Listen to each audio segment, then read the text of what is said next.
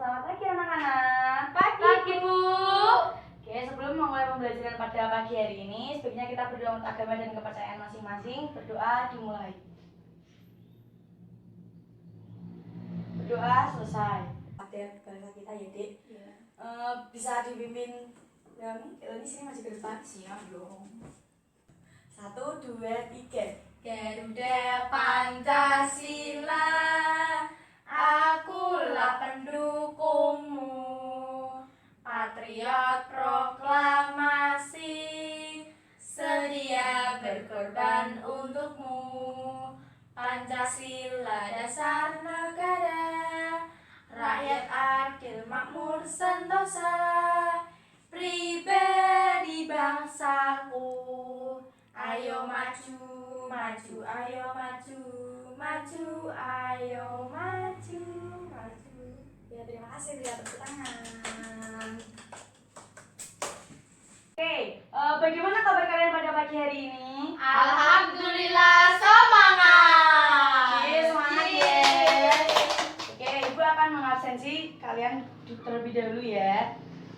Siapa yang belum masuk pada pagi hari ini? Ada yang belum masuk? Nihil, Bu. Iya, berarti alhamdulillah semuanya masuk ya anak-anak. Ya. Oke, sebelumnya Ibu akan bertanya kepada kalian. Pasti kalian di sekolah, karena kita ada literasi ya anak-anak ya. Di sekolah, di rumah, kalian pasti pernah membaca sebuah teks karangan, yaitu yang berupa novel, cerpen, pantun, syair. Kalian pernah nggak? Pernah. Ya, pasti pernah ya. Dan oke, pada pembelajaran pada pagi hari ini, Ibu akan menjelaskan tentang sebuah teks. Teks yaitu tulisan atau karangan. Teks dibagi menjadi dua, yaitu fiksi dan non-fiksi. Lalu Ibu akan bertanya, siapa yang tahu perbedaan antara teks fiksi dan teks non-fiksi? Tunjuk jari. Saya, Bu. Iya, silakan Bintang. Teks fiksi adalah teks yang dibuat berdasarkan khayalan atau karangan penulis. Teks non-fiksi adalah teks yang dibuat berdasarkan fakta sehingga bisa dibuktikan kebenarannya. Betul sekali, berikan tepuk tangan untuk Bintang. Oke, jadi teks fiksi adalah teks yang dibuat berdasarkan khayalan dari penulisnya sendiri ya, Dek. Sedangkan teks non-fiksi yaitu bisa dibuktikan kebenarannya. Dan teks fiksi itu biasanya terdiri dari kayak novel. Kalau novel kan tergantung sama pengarangnya sendiri. Terus cerpen, terus pantun, drama dan yang lainnya. Sedangkan teks non-fiksi itu yang bisa dibuktikan kebenarannya. Jadi ada unsur nyatanya gitu loh. Itu biasanya contohnya itu karya ilmiah, biografi, sama teks berita. Lalu kita belajar tentang bagian teks non-fiksi yaitu berupa berita. Urutan peristiwa dari sebuah teks itu ada alurnya ya, Dek. Alur tuh ada dibagiin jadi dua. 3 alur maju, 3 dibagi jadi 3 ya, Dek. Alur maju, mundur, dan campuran. Alur maju itu diawali dengan dimulainya awal, ada proses bagian awalnya, lalu ada bagian tengahnya.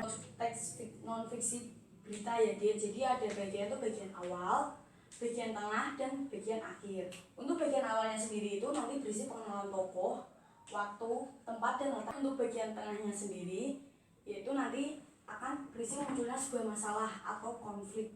Jadi munculnya puncak klimaksnya itu di bagian tengahnya, Konflik. Iya. Lalu di bagian akhirnya yaitu penyelesaian dari masalah tersebut. Tadi aku bisa menjelaskan alur, ada alur maju, alur mundur, dan alur campuran. Ibu akan membacakan sebuah berita dan nanti kalian akan memahaminya lewat gambar-gambar ini ya. Oke. Yes, sebentar. Senin 1 Juni 2020, warga Desa Cogeh, Kecamatan Trucuk, Klaten, Jawa Tengah, geger. Warganya yang berprofesi sebagai tukang kayu ditangkap oleh pihak kepolisian. Dia bernama Sukiran yang berusia 50 tahun. Oke, lanjut. Dia ditangkap karena mengedarkan uang palsu. Selain menangkap tersangka, petugas juga menyita barang bukti uang palsu pecahan Rp100.000 senilai 2 juta.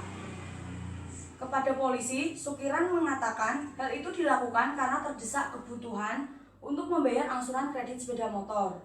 Bagian terakhirnya, kini Sukiran ditahan di Kepolisian Resort Polres Klaten. Sukiran sangat menyesali perbuatannya. Sudah. Jadi dari teks berita yang Ibu bacakan tadi, untuk bagian pertamanya, tadi bagian awalnya ada pengenalan tokohnya ya, Dek. Dia Sukiran berprofesi sebagai tukang kayu. Ya, paham sampai sini? Paham. Terus bagian tengahnya muncullah klimaks. Dia ditangkap polisi karena dia mengedarkan uang palsu. Terus Ini ya, Dek. Ya, lalu bagian akhirnya penyelesaiannya dia ditahan di pihak kepolisian Polres Klaten. Setelah Ibu menjelaskan materi pembelajaran dan media pembelajaran, Ibu akan memberikan kalian soal evaluasi yang nantinya akan kalian kerjakan secara individu ya, Dek. Ini soalnya. Silakan dikerjakan, jadi Ibu beri waktu selama 20 menit.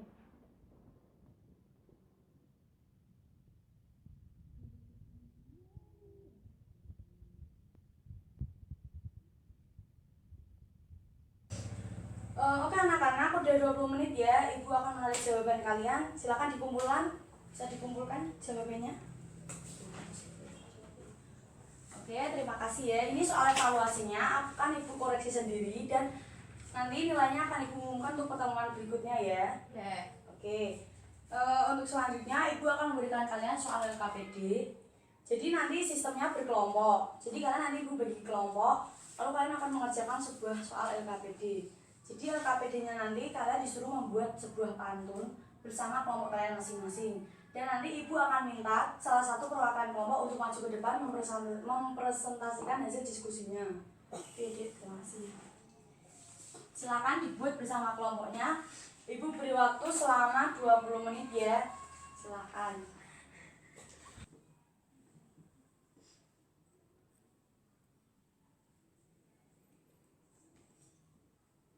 Oke, waktunya sudah selesai ya, Dek. Ibu minta salah satu dari kalian yang maju ke depan. Silakan. Leoni maju ke depan membacakan hasil diskusinya. Halo, nama saya Leoni Sukmadewianto. Saya dari kelompok Mawar dan ini diskusi saya. Silakan baca. Begitu luas lautan yang harus kita selami. Begitu luas wawasan yang harus kita dalami. Terima kasih. Terima kasih. Berikan tepuk tangan. Kesimpulan pembelajaran pada pagi hari ini yaitu kita sudah belajar tentang sebuah teks. Teks sendiri yaitu sebuah tulisan atau karangan. Lalu teks dibagi menjadi dua, ada teks fiksi dan teks non fiksi. Teks fiksi tersebut yaitu teks yang berasal dari imajinasi pengarangnya sendiri ya, Dek. Lalu teks non fiksi yaitu yang bisa dibuktikan kebenarannya. Contohnya teks fiksi yaitu sebuah cerita dongeng, legenda, novel dan yang lainnya. Lalu teks non fiksi ada karya ilmiah, biografi, dan tadi yang sudah kalian pelajari ada teks berita. Itu pasti dibuktikan kebenarannya ya, Dek. Yes. Lalu alur ada alur maju, alur mundur, dan campuran. Oke. Lalu bagian-bagian dari teks non fiksi tersebut ada bagian awal, bagian tengah, dan bagian akhir. Untuk bagian awalnya sendiri ada pengenalan tokoh, latar, tempat, suasana, dan waktu.